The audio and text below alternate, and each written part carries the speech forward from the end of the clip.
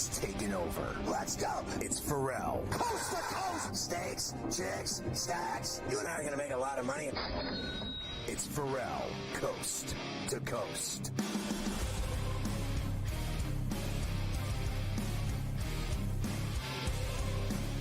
How about a double shot with my guy, my dude, my boy, Coach Young, James Young, of course, our insider in everything hoops, pro, college. We're going to start with the pros because the NBA Cup is starting tonight. The whole tournament evolves, and then they end up in Sin City, beautiful Las Vegas, baby. And it becomes a cash grab at that point, and it's pretty exciting.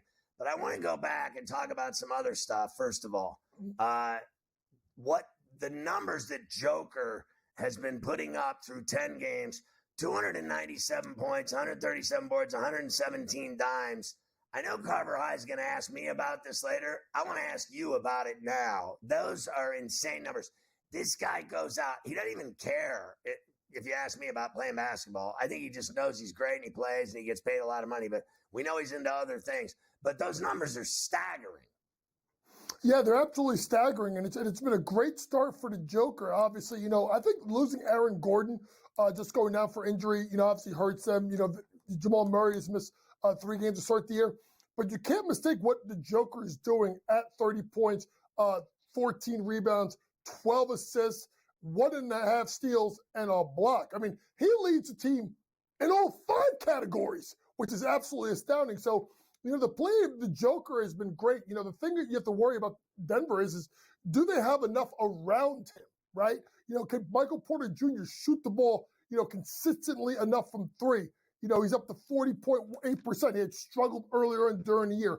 Jamal Murray only shooting 33% from 3. He's got to be better. So to me, it's not about Joker, right? It's got to be about the guys around him and what around him and want to shoot it better from 3. If they can, with Jokers playing, they can be right in the mix in the West. Look, I actually think Brody's played well for them. Porter hit the game winner against the Mavs the other night on the elbow. I thought that was clutch. Shai Gilgeous with 45 last night, a career high. What happens to that team? I know they have the depth, but they lose Holmgren to the pelvic fracture. Honestly, Ferrall, they just got to stay afloat. They just have to stay afloat at this point. And you look at, obviously, the play of SGA, everybody was writing them off, and they just go and they smack the Clippers and scoring a little bit differently, right? 134 points showed their offensive muscle. They also have to make sure they have to get Hartenstein back. Listen, those are their 2 best rim protectors and shot blockers. If I am teams, I'm attacking the paint. So to me, folks, you maybe need to be looking at overs with Oklahoma City, because I think, Ferrall, they're going to have to try and outscore you from the perimeter because they don't have the rebounding and they don't have necessarily the rim protection to hold for it. Sam Presti's sitting on all those draft picks. I don't think he panics, Ferrall, but if he's got to go get a big, he's got a lot of draft picks at his disposal to go get somebody. So I got to tell you, I watched the Nets win that game last night in the Smoothie on Bourbon Street, and obviously, Cam Thomas has been filling it up since LSU, and he's a great scorer. He's lighting it up for them. I got to tell you, they look a lot better than I thought they would look. I think Jordy's doing a good job with them. And I got to be honest, I thought, in the burn that he gets, I thought, and listen, I am not a Ben Simmons fan. This guy's softer than pillows. All I know is that when he's playing healthy, he was dry. He had 10 dimes in 12 minutes last night. I mean, the guy was dishing to everyone, easy buckets, and they won that game. Well, listen, first things first, I think FanDuel hung, and I talked about it yesterday on the app. I took his over rebounds plus assists. I think it was 10.5. I think he got it by halftime. Yeah. So to me, it's a couple of things. One, he's not starting, right, Ferrall? So the pressure's off of him, right? He doesn't have to score. He can get in, he can dime people up, and let's be honest. New Orleans has 4 starters out. They just lost Alvarado. They are a damn mess. I mean, they need a hospital ward for that damn team. They're losing so many of them. But secretly, the Nets, who had the lowest win total at, I think, 18.5, 19.5, Ferrall, they got 5 wins. And Jordy's done a good job. So, listen, they're exciting. They're fun to watch. Cam Thompson's showing more of a commitment to the defensive end. He's not just chucking up shots. I think Dennis Schroeder has been really good. The kid Zaire Williams that they got at a trade, he's been good. Ferrall, they're a young team. They're just fun to watch. I mean, they gave the Celtics overtime a nightmare at the Garden in Boston Friday night. I watched the game. It was kick-ass. What kind of burn do we expect Embiid to get tonight in Philadelphia against the Knicks in his debut? I mean, I wouldn't go more than about 25 minutes, but it's interesting to see how you play him, Ferrall, in regards to, it is us, I would say mature guys, right? You play, you don't like sitting on that bench that long because you start to stiffen up. So maybe they play Embiid longer stretches, maybe the first 9-10 minutes of the first quarter, and then break him for a lot of the second, and then do the same thing with the third and see what you get out of the fourth here. I think it's a big matchup tonight against a Knicks team that, let's be honest, they're up and down. And I don't want to buy this ESPN junk about Karl Anthony Towns not defending the paint. I've watched this guy defend. I mean, he's not Mitchell Robinson, but he's at least trying. Big game tonight. I actually do like the Knicks on the money line. I think they get it done because of the fact of no Maxey, who the Knicks struggle to defend guards, and they got to figure out this Paul George, obviously Embiid situation of how they share the ball in the minutes. So let's talk about your other plays here that you like tonight in the NBA Cup with the acid floors. I think the courts are really cool for this NBA Cup, and I know people are making fun of it and saying this is a gimmick, the NBA Cup, this in-season tournament. But I love basketball, so I love it. I don't really care what anyone thinks of it. Oh, I love it too, Ferrall. They do it a lot in the European leagues. They do it in the soccer leagues. Yeah, I like these in-season tournaments because I think it gets people off the jump knowing what's going on. And I think the reason why you have the courts the way they do, Ferrall, is simply put, when you see those funky courts, you know exactly what kind of game it is. So I think it's going to be big. One play I like tonight is I like the Miami Heat on the money line. Now, listen, I know they lost 3 of the last 4. But if there's a team, remember, they have an 8-point win already versus Detroit. If there's a team that's going to take this seriously, it's Spo. And I do like the Miami Heat on the money line tonight at Motor City. And you got the Suns going, no KD. He's got the calf problem again. Yes, he has that problem again. And I'm going to go with the Suns minus the points. Listen, they're going absolutely nowhere, Utah, right? And even the game that the Suns lost first time out without KD was an overtime loss to Sacramento. There's no shame in that. I do like that. Also, quickly, I like Kyrie over 3.5 rebounds, hit it in the last 4 games. Here's the key. What does Golden State do? They shoot a ton of threes. What does that mean? You know, Ferrall, long shots, rebounds. Long rebounds. Guards get rebounds. Lastly, Yusuf Nurkic over 12.5 points plus assists. He's going to have to uptick his scoring a little bit. And Ferrall, you notice he's a really underrated rebound, I should say. He's a very underrated passer. They may use him at that pinch post because he's got to create opportunities for his teammates. All right, so when we come back, we'll talk to Coach about college basketball. We were already making fun of the fact that when Nardi's put out a bracketology 9 days into the season for the NCAA tournament, we think it should be disallowed until February 1st, but they're going to do it every week the entire season. We'll talk about the 2 big games going on in Atlanta tonight in that Champions Classic.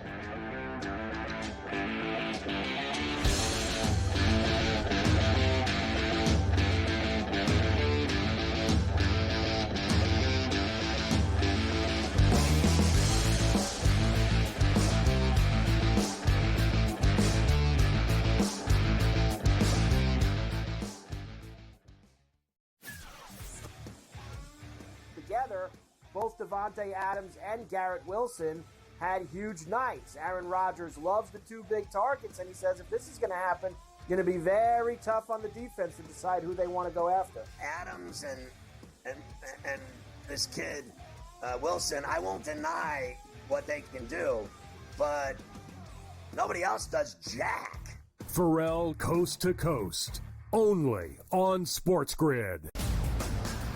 Grandma Bear, who owns the football team, probably comes in, gives a little, oh, man, you're such a good little boy out there. Congratulations, the way you coach this football team. I'm never going to fire you. Quarterly, I missed you pinching your own cheek.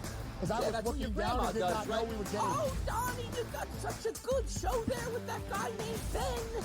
Like, that's what your grandma would do when you go see her on Thanksgiving or Christmas, The Early Line. Only on SportsGrid. Anyone that's been to a sporting event, the atmosphere before a game, I think Game Time Decisions has that same exact atmosphere. This is our arena.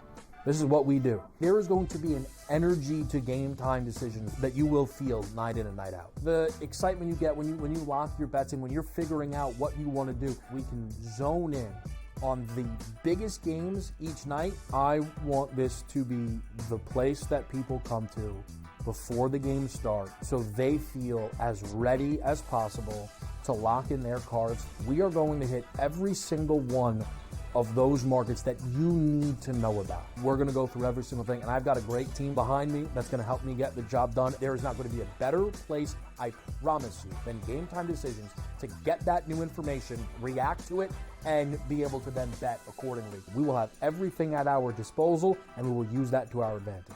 I'm Kevin Walsh. Tune into Game Time Decisions from 6 to 8 p.m. Eastern on SportsGrid.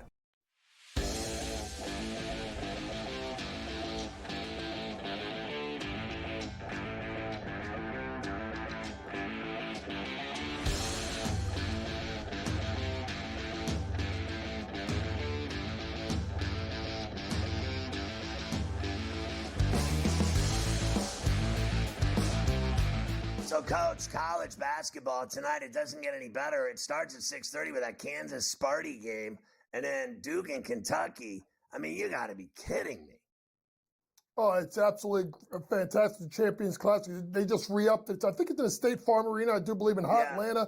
They already talked about next year. They're going back to MSG. So it's always a great time. And listen, what's good about these events early on, Battle for Atlantis, Maui Invitational, a lot of the times, Ferrall, unless you're like Kansas, these teams duck each other in non-conference games. So give me any time we get two big-time matchups in the same arena.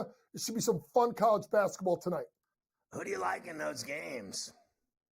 Yeah, these are some of the plays I have tonight, but I'm going to first go with the Kansas Jayhawks. I love this team. And listen, with the bigs, the way Abrams plays with Hunter Dickinson, who I feel like has been in college for about 425 years. He's been in college so long. He has been. But honestly, it's the guard play. You got to look at Daquan Harris. You got to look at getting A.J. Storr to transfer from Wisconsin. And then Zeke, give me extra mayo. Did you see what he did against North Carolina? Boy, that boy can shoot. So you got shooters, guys who can punch the gap, and you got a couple of bigs. North Carolina gave them a great game, though. That was a great performance, I thought, by the Heels in Fog Island, that communist gym where they get every single call.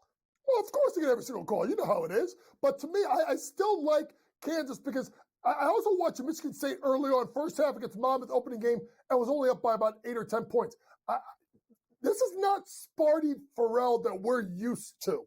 But this Kansas team, Ferrall, think about this. They're playing everybody in our conference. They play North Carolina. They play Michigan State tonight. They're going to play Duke. They're going to play Creighton. They're going to play Missouri. They're going to play, they're going to play everyone. So one thing you say about Bill Self this year, he ain't ducking no smoke this year. So you mentioned Monmouth. They got a game tonight at Northern Illinois, and they haven't won yet. What do you think of that game? Oh, listen, I'm going to show my home them. Shout out to my man King Rice. I'm going with the Monmouth Hawks. Listen, that game against Temple, the Jersey Jam, they got stuffed in the basket. I think they lost like 101-66 to Temple. But Monmouth has got some kids here. Jack Collins Jr., they got a couple players. I think they get enough to get by Northern Illinois. Give me Monmouth on the money line. What about Fordham? Fordham's already had a big win this year. Yes, they had a big win. And here's the thing. They played Seton Hall, but, me and Mafia will talk about that. That's a big win to me. I know. Me and Mafia will talk about Seton Hall during the break because Shaw's team's struggling. They have no point guard play. But one thing they could do is they can get up and down. They tried to run with St. John's. It didn't work. Tonight they play Binghamton. Binghamton, I think, is giving up 110 and 90 points. I like Fordham team total over 78.5. Good enough offensively, can push the pace. They get up and over their team total tonight. I see you're on Nova. They've looked better after losing that first game to Columbia. That was embarrassing. It is embarrassing. Columbia is not as bad as people think. Shout out to Jimmy Engels, my buddy, the coach over there at the Columbia Lions. But to me, Villanova has got Eric Dixon. And with him, and remember, they got Wooga Poplar to transfer out of Miami. They got enough that they should be getting it done. If I'm not mistaken, I think St. Joe's beat them last year at Villanova. Revenge is sweet, and it'll be served cold. Give me Villanova on the money line tonight. A good game tonight, believe it or not. Indiana State taking on SIU Edwardsville. I saw them. They've already taken on Indiana. They've taken on 2 Big Ten teams, and now they take on the Sycamores. I think that's going to be a good game down in Terre Haute. No, it's going to be a good game, and SIU Edwards is a good little team here. And then obviously we know about Indiana State, losing their coach and a bunch of their players, moving on, including our favorite player, Kareem Abdul-Jabbar. SIU Edwards get the win tonight. So there's Columbia again playing Lehigh tonight. They're 3-0. Do they win again? Why not? We are on the lines. By the way, Ferrall, I mean, listen, really quick. I don't even time to get to it. Can people start talking about how good people talk about Slick Rick the dad? Can we talk about Richard Pitino? Can we talk about how good that team is? Usually, Ferrall, when they leave the pit, it's a problem. Well, they went to UCLA and beat them in a rock fight. Now they come home, 16.5-point favorites. I like this New Mexico team. I think they win and win big tonight. Wow. So New Mexico, the Lobos tonight. Baylor plays Sam Houston. Ole Miss plays South Bama. Any problems there? They're both laying, I think Baylor's laying 15.5 and Ole Miss laying 17.5.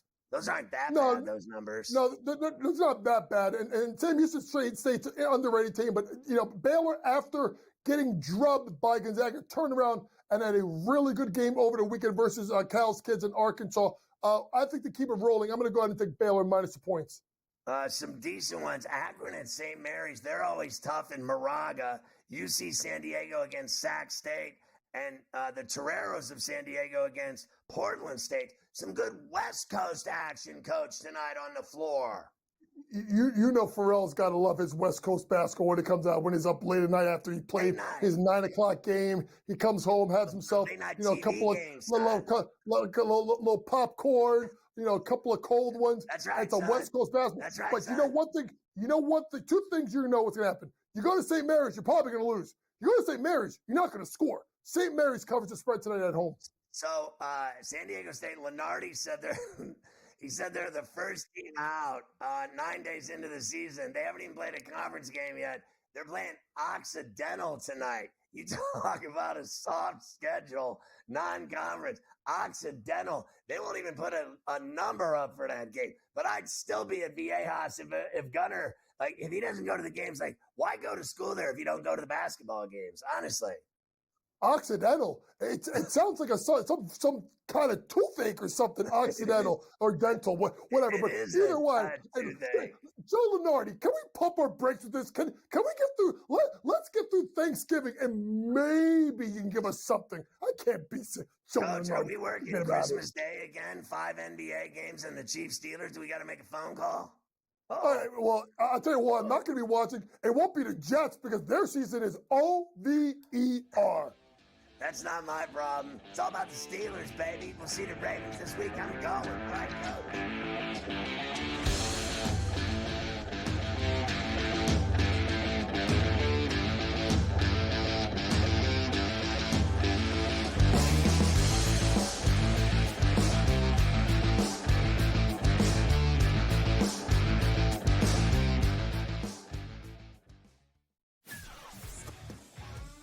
Together, both Davante Adams and Garrett Wilson had huge nights. Aaron Rodgers loves the 2 big targets, and he says if this is going to happen, going to be very tough on the defense to decide who they want to go after. Adams and this kid, Wilson, I won't deny what they can do, but nobody else does jack. Ferrall Coast to Coast. Only on SportsGrid. Grandma Bear, who owns the football team, probably comes in, gives a little, oh, hey, you're such a good little boy out there. Congratulations, the way you coach this football team. I'm never going to fire you. Quarterly, I missed you pinching your own cheek as I was looking down and did not know we would get Oh, Donnie, you got such a good show there with that guy named Ben. Like, that's what your grandma would do when you goes here on Thanksgiving or Christmas, The Early Line. Only on SportsGrid. Anyone that's been to a sporting event, the atmosphere before a game, I think Game Time Decisions has that same exact atmosphere. This is our arena. This is what we do. There is going to be an energy to Game Time Decisions that you will feel night in and night out. The excitement you get when you lock your bets in, when you're figuring out what you want to do, we can zone in on the biggest games each night. I want this to be the place that people come to before the games start so they feel as ready as possible to lock in their cards. We are going to hit every single one of those markets that you need to know about. We're going to go through every single thing, and I've got a great team behind me that's going to help me get the job done. There is not going to be a better place, I promise you, than Game Time Decisions to get that new information, react to it, and be able to then bet accordingly. We will have everything at our disposal, and we will use that to our advantage. I'm Kevin Walsh. Tune into Game Time Decisions from 6 to 8 p.m. Eastern on SportsGrid.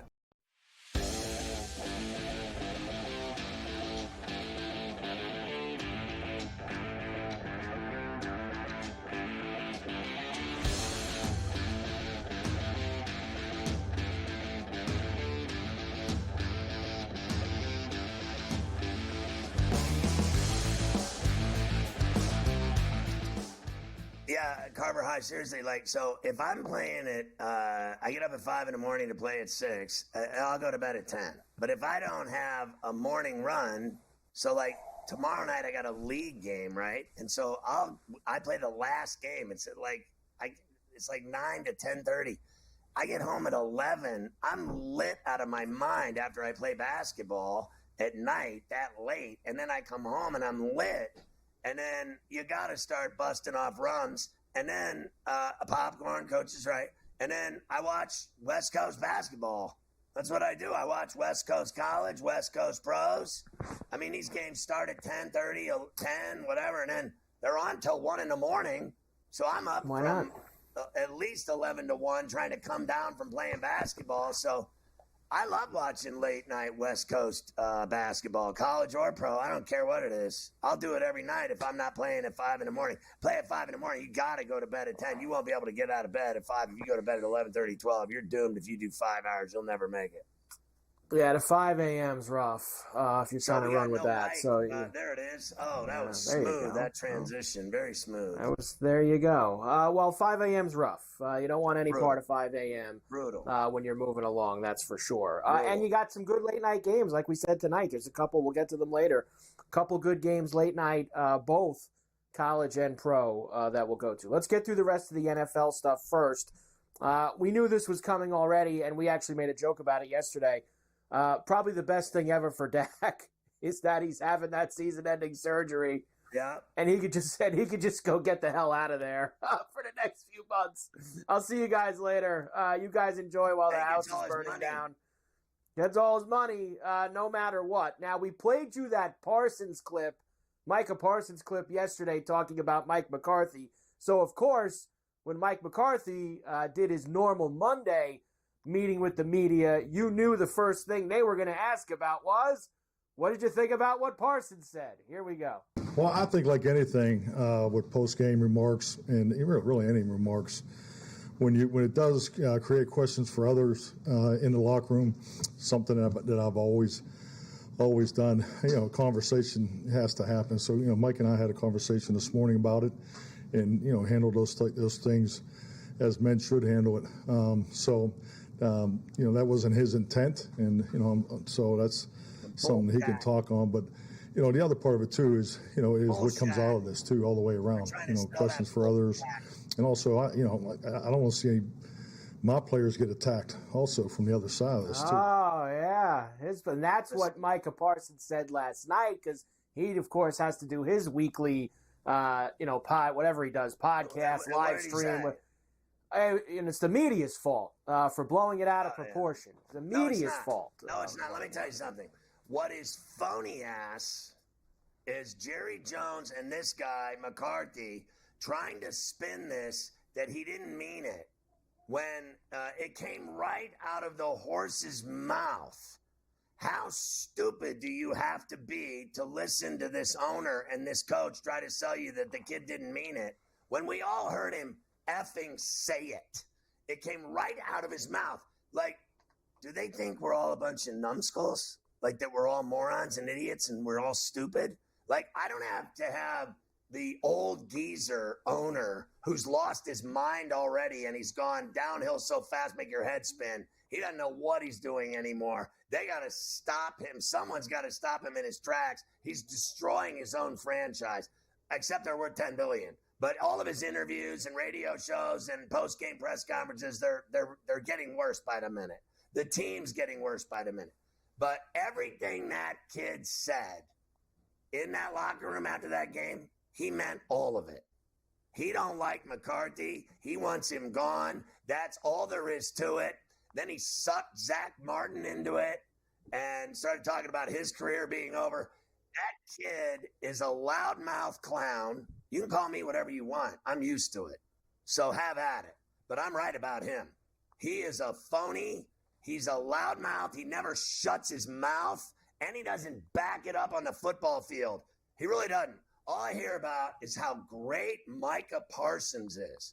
Well, if he's so great, take a look at their record. And he's not making plays or doing anything. All he does is talk. And he stabbed his coach in the back. That's exactly what he did. And them trying to sell me that he didn't mean it and that we're all wrong about him, go F yourself. Honestly, go F yourself. You're not fooling anybody. I'm not fooled by that nonsense. Don't give me that bullshit. Are you kidding me? It makes it even worse.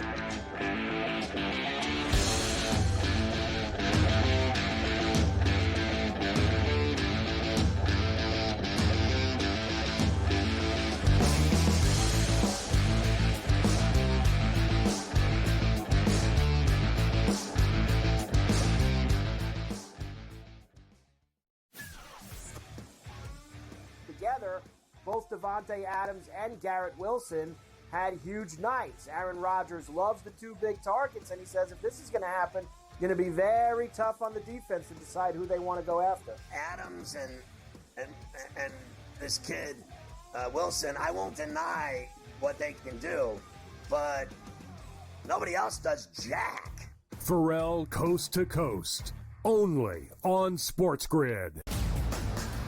Grandma Bear, who owns the football team, probably comes in, gives a little, oh, man, you're such a good little boy out there. Congratulations, the way you coach this football team. I'm never going to fire you. Quarterly, I missed you pinching your own cheek as I was looking down and did not know we were getting. Oh, Donnie, you got such a good show there with that guy named Ben. Like, that's what your grandma would do when you go see her on Thanksgiving or Christmas, The Early Line, only on SportsGrid.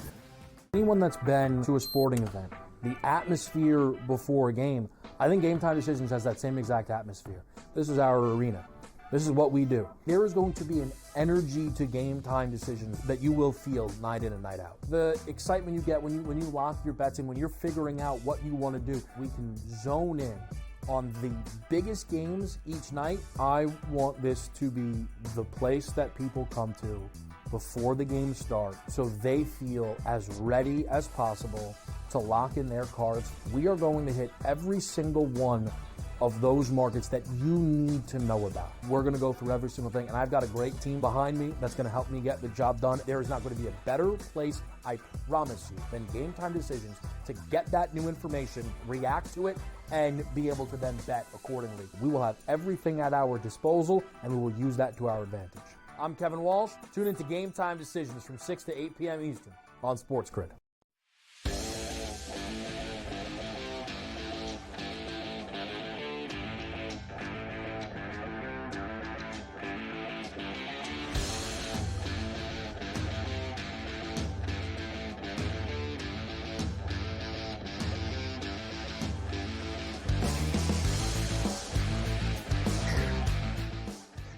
you know it's true, right? Like, so I did this thing, and I don't want to talk about it other than to say I did this thing, and I shot this documentary, and then I had to go watch the documentary right on the app, and they made me sign up for the app, and the guy's like, here's a code for you to get it free so you can watch. And so I used the code, and it just wouldn't work at all, no matter what. And the guy even tried it at the company. He's like, yeah, it's jammed up. I don't know what to tell you. Meanwhile, I started getting a bill from him on the app. I got like a $60 bill to watch the documentary that I shot. And I'm like, what's happening here? Shouldn't I get this gratis? I did the work. I'm paying to watch it. Like, what is next, Carver High? Can you do me a favor? Mafia, call the lawyer and get the tequila and my pills. Call the lawyer. Couldn't just scrounge up another code? Like, there wasn't another code that we could get? Like, there was the only code that we had was that one? My wife, she got the email. What's this bill? She goes, what's this bill for $60? I go, it's for the movie I just shot. She's like, what? I was like, mind your own business. Moving on through the NFL. Our fans like to hear about our problems. I'm convinced of that. They we can always do. Flip in They do like to. A little 1-minute sidebar of our problems. You know, when you're having You a bad can. day, I like to bring it to the people on C2C.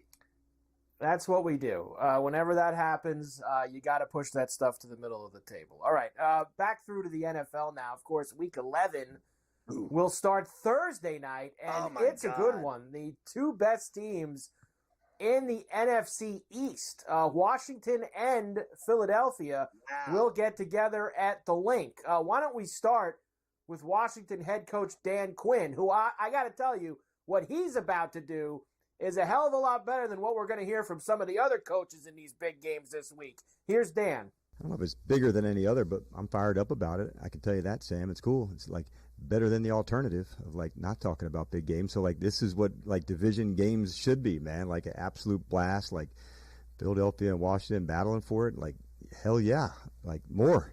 So, but it's not.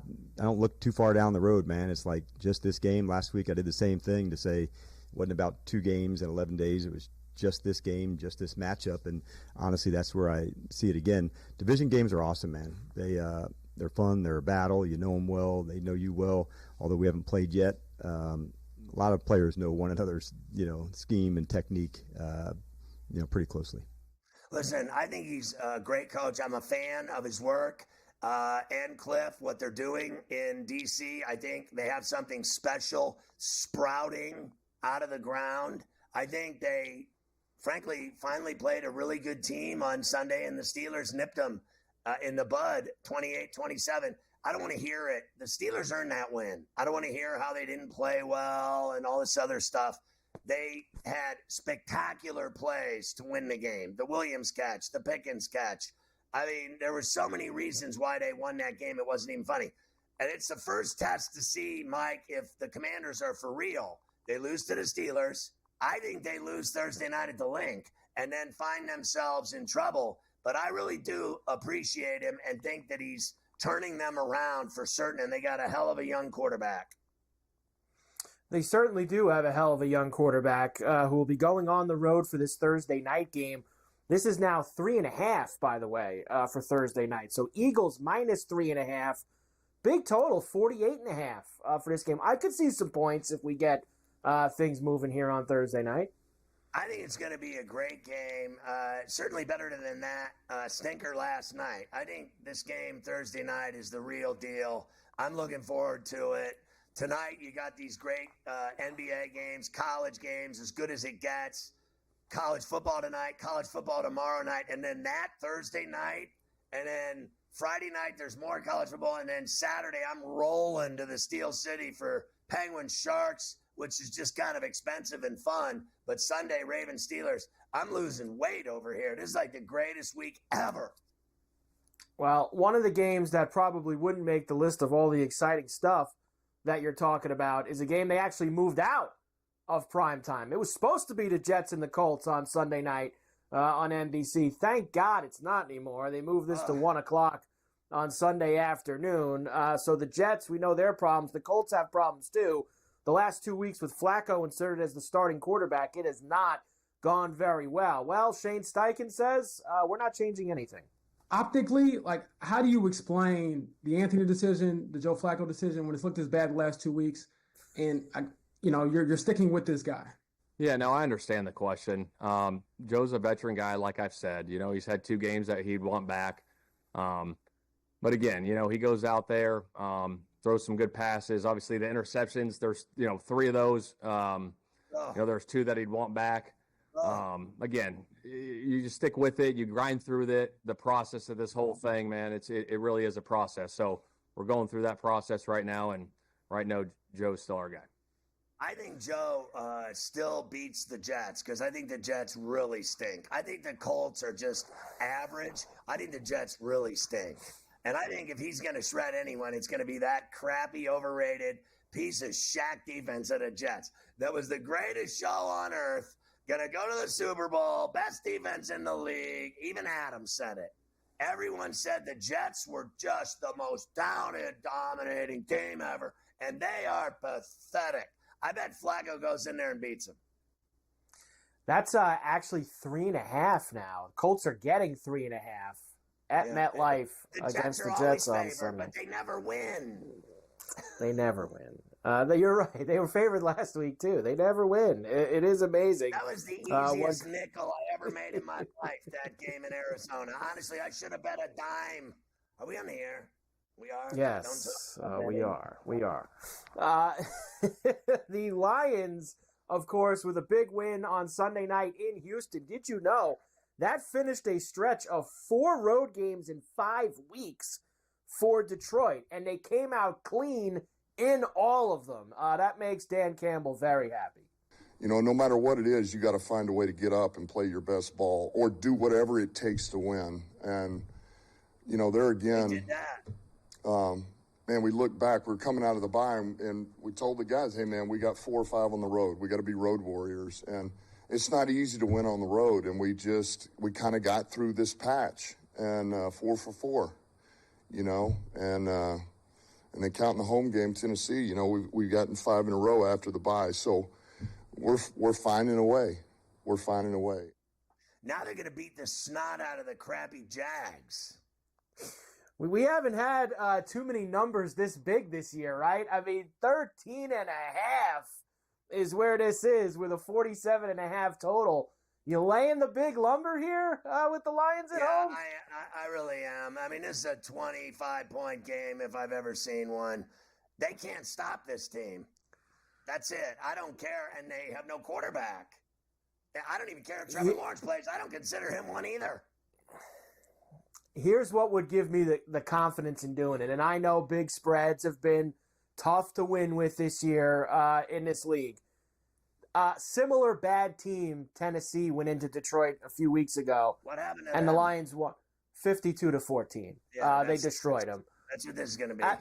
That's the kind of performance that says, all right, this team's not going to mess around. I know they were on the road, short week, blah, blah, blah, blah, blah. I think the Jags suck, and they'll be able to take care of business. They're gone for a month. They're going to put on a show. Yeah. We will come back and get into the 2 big games on Sunday, one of which you will be at. And you'll hear the coaches give you almost the exact opposite amount of enthusiasm that Dan Quinn gave you about his big game on Thursday night. We'll do that when we return.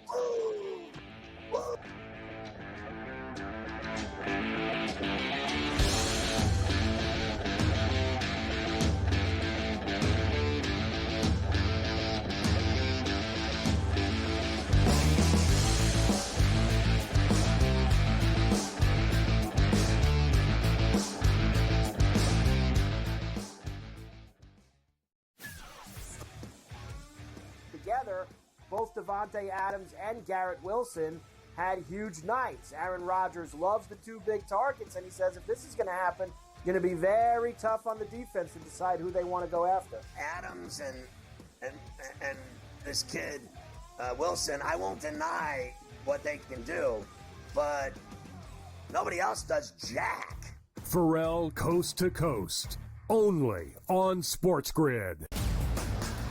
Grandma Bear, who owns the football team, probably comes in, gives a little, oh, man, you're such a good little boy out there. Congratulations, the way you coach this football team. I'm never going to fire you. Fortunately, I missed you pinching your own cheek as I was looking down and did not know we were getting. Oh, Donnie, you got such a good show there with that guy named Ben.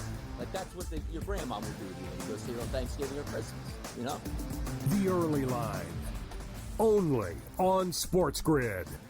Anyone that's been to a sporting event, the atmosphere before a game, I think Game Time Decisions has that same exact atmosphere. This is our arena. This is what we do. There is going to be an energy to Game Time Decisions that you will feel night in and night out. The excitement you get when you lock your bets in, when you're figuring out what you want to do, we can zone in on the biggest games each night. I want this to be the place that people come to before the games start so they feel as ready as possible to lock in their cards. We are going to hit every single one of those markets that you need to know about. We're going to go through every single thing, and I've got a great team behind me that's going to help me get the job done. There is not going to be a better place, I promise you, than Game Time Decisions to get that new information, react to it, and be able to then bet accordingly. We will have everything at our disposal, and we will use that to our advantage. I'm Kevin Walsh. Tune into Game Time Decisions from 6 to 8 p.m. Eastern on SportsGrid.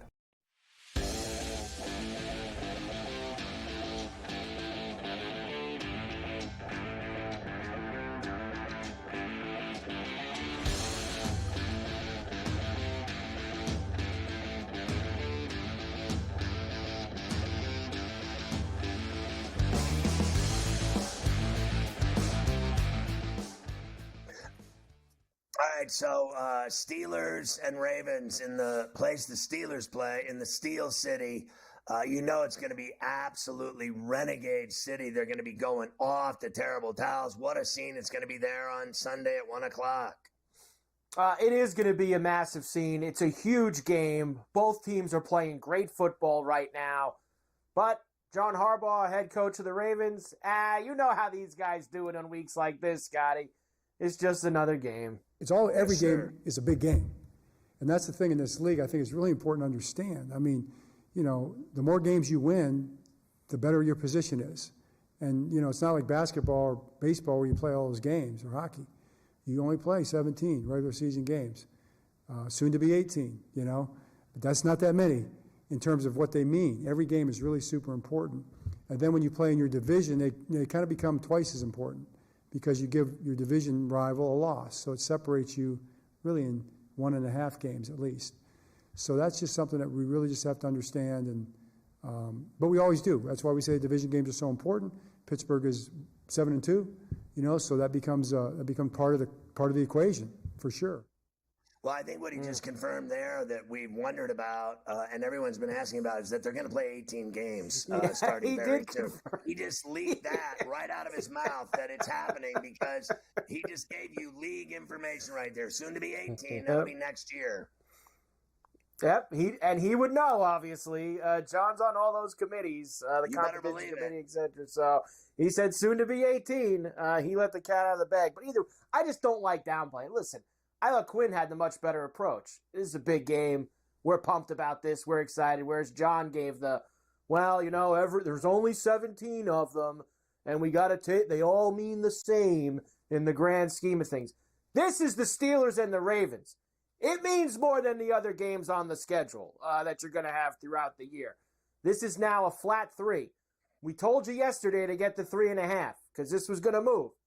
Flat 3 now on a Tuesday for the Ravens on the road, and a 48.5 total. Yeah, I already bet it at 3.5 as Tomlin's incredible as a home dog, as a dog in general, and the Steelers have beat him 7 of 8 now. I respect them. I know they can beat the Steelers. I know they're good. I know Lamar's a badass. They got all kinds of studs on that team that make plays, and they could very well lose without a doubt. I don't want that to happen. We'll see. And it's also their each other's biggest rival. I don't believe for 1 minute that Baltimore has a bigger rival in the NFL than the Pittsburgh Steelers, and that's just all there is to it. It isn't the Bengals. It certainly isn't the Browns. It's the Steelers. They hate each other. It is war. And the fact that he plays like it isn't is laughable. But at least he told us that the 18-game schedule is starting soon. He did at least give us that information. Alex Highsmith out against the Ravens on Sunday, which is never good. That is a drag. Russell Wilson in the fourth quarter this year, 11 for 14, 216 yards, 3 touchdowns, no picks, and a passer rating of 158.3. Been very good. He sucks. He's been very good in the fourth quarter. Mike Williams went on Instagram yesterday, and maybe some didn't catch this, Scotty, but there is an absolute jab at his former quarterback in New York, which is Aaron Rodgers. The red line, he put the hashtag there, red line, because remember the night they blew that game and he blamed Williams for not running the right. He's supposed to take a red line, and he didn't, and he threw that pick against Buffalo. There's your red line for you right there. Mike Williams saying, how was that red line on Sunday against Washington? It was pretty good. Aaron Rodgers is done, and Mike Williams is just getting started. And his first game with the Steelers, he had the catch of a lifetime. What a game-winning tutty to seal the deal in Washington at the dump. It was fantastic. They steal the trade deadline with that deal for Mike Williams because it paid off already. He'll catch a touchdown on your side of the field on Sunday. I can feel it. Down in your end zone, Mike Williams will come through with a tutty this week against the Ravens. It's going to happen. Just put it on the list right now. The Steelers signed wide receiver Jamal Agnew to the practice squad as well. One thing Jamal does very well is a good return man. Right, great special teams guy. Yes, very good special teams guy who's finally healthy, so that's a nice add for them. All right, Bills and the Chiefs is also the huge game on Sunday. Sean McDermott, of course, because he's boring as anyone, takes the same tact as John Harbaugh. It's just any other game. Another football game, quite honestly. Two good teams, two well-coached teams with really good quarterbacks, and people like to watch really good quarterbacks, really good quarterbacks play and play at a high level. So I think it'll make for a good, solid game and a high level of competition. Honestly, bro, you're the male organ of the week with that comment right there. Just the male organ of the week.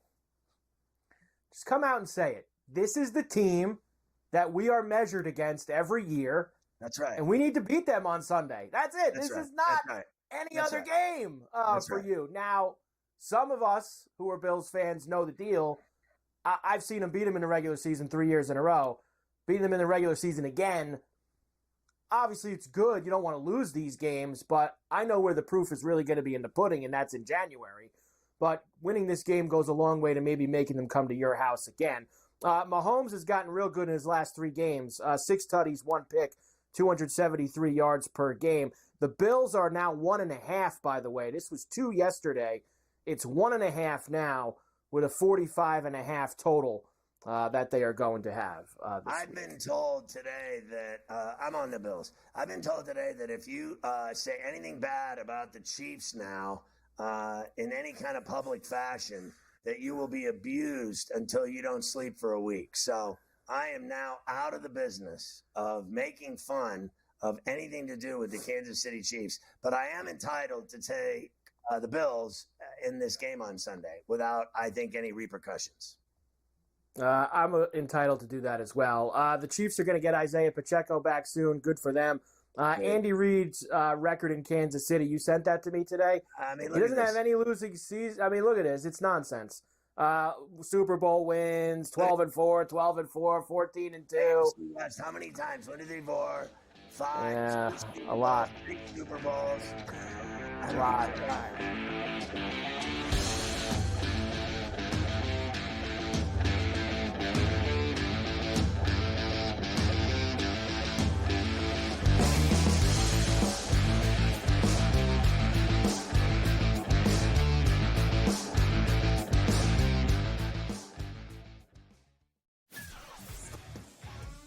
Together, both Davante Adams and Garrett Wilson had huge nights. Aaron Rodgers loves the 2 big targets, and he says if this is going to happen, going to be very tough on the defense to decide who they want to go after. Adams and this kid, Wilson, I won't deny what they can do, but nobody else does jack. Ferrall Coast to Coast, only on SportsGrid. Grandma Bear, who owns the football team, probably comes in, gives a little, oh, man, you're such a good little boy out there. Congratulations, the way you coach this football team. I'm never going to fire you. Totally, I missed you pinching your own cheek as I was looking down and did not know we were getting. Oh, Donnie, you got such a good show there with that guy named Ben. Like, that's what your grandma would do to you when you go see her on Thanksgiving or Christmas, The Early Line, only on SportsGrid. Anyone that's been to a sporting event, the atmosphere before a game, I think Game Time Decisions has that same exact atmosphere. This is our arena.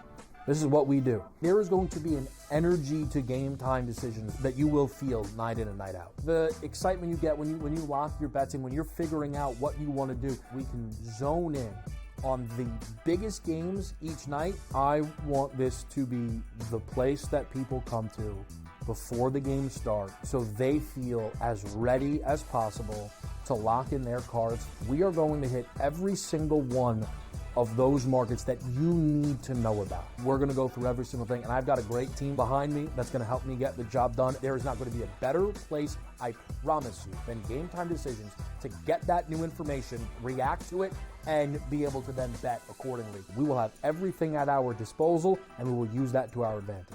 I'm Kevin Walsh. Tune into Game Time Decisions from 6 to 8 p.m. Eastern on SportsGrid.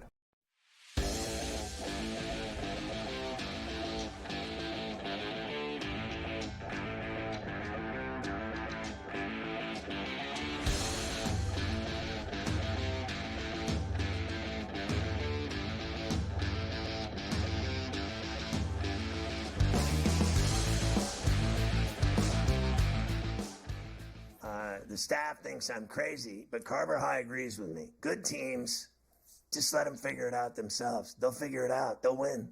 Good team, good show, just let them go. Let them do their thing. You don't need a lot of coaching here when you got a winner. Do you really think Joe Torre was managing the Yankees during the dynasty run with 5 rings? Or did he just sit there and chew on sunflower seeds and let them go do their thing? I mean, when you got that team with Jeter and everybody, and then Mariano Rivera walking in to Sandman to close games, I just sit back. I may start drinking in the dugout. I'd be like, remember Jim Leland? He'd smoke cigarettes when he had Dre back and they were winning, Bonds, Bonilla. He'd be in there smoking cigarettes. Just let a good team go. Let them do their thing. I always thought the best example of a situation like you're talking about is Phil Jackson, and he got to do it twice. Once with Michael Jordan and Scottie Pippen, and then with Shaq and Kobe, he got to do it too. Like, just sit back and let your guys win. Like, just go and let them go and take care of business. And look at how many rings Phil got out of that deal at both of those stops. So sometimes it is that simple. The Bengals are going to SoFi on Sunday night now to face the Chargers, who, of course, have been playing some very good football. Now, we love story time on Coast to Coast, whether it's you or some of these coaches. We always love a good story.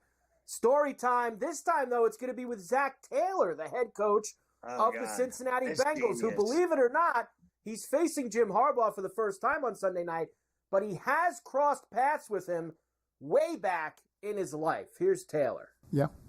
I went to my first ever NFL game. I think it was 92 Bears Steelers. And I got to go to a Saturday walkthrough, and I have a picture with Jim Harbaugh, me, Press Taylor, and Jim Harbaugh. 92, 93, I'm not sure which year it was. It was Steelers at Bears, Bubby Brister versus Jim Harbaugh. So I'm sure I think they retired Mike Singletary's jersey at the game, I think. Very shaky memory as a 9-year-old, 10-year-old, freezing. I remember just being, why are we here? I think was a question I posed quite a bit. So Jim wouldn't know that. But again, that was the first ever NFL practice and game I ever went to. Well, they ruined that stadium. It used to be the most daunting place to play, with the wind swirling and the Lake Michigan and the snow effect and all that. You know what I mean? Lake effect, snow. It was the most impossible place to play a game of football, let alone win. I mean, to kick field goals there was impossible. I used to remember the kicker, Kevin Butler. That guy could kick in snow and wind like nobody I ever saw in my life. But they ruined that stadium. They turned it into the Spaceship Enterprise. I don't know what they did to it. Like, it's just, that's not Soldier Field. That's, Fem Field is what they should call it. They ruined it. That place, the wind used to whip through there and crucify teams. Teams would go to, it was just like Lambeau Field. It was that cold and windy there. And then what they did was they built it up and blocked out all the wind. And they made it like warmer. You know what I mean? They let it, their advantage slip right through their fingers because they're such morons. Like, who would ever change? They never changed Lambeau Field. They made it better, a little bigger, added seats, but they never changed it for the most part.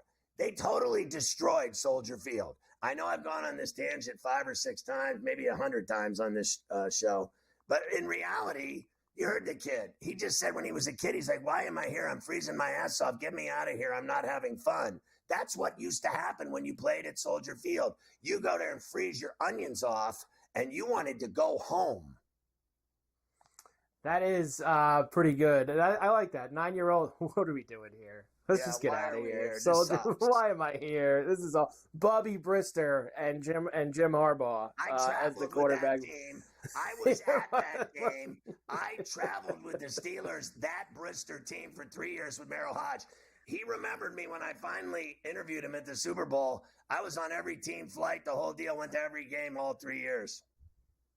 Good number on the Niners here, 17-2 in all regular season games after their bye since 2022. We've brought that up a lot. They usually turn it on this time of the year. They play Seattle on Sunday. I'll give you those numbers tomorrow. And the NFL prioritizing expanding international series. We told you a bunch of places yesterday. How about Australia? Oh, God. Pondering holding the nothing like a 20-hour flight. Did they think that would make these guys want to go to the Pro Bowl nonsense even more? Ship them 14 hours to Australia on a plane? You got to be kidding me. Come on. I have friends that live there. They say it's super ultra expensive living in Australia.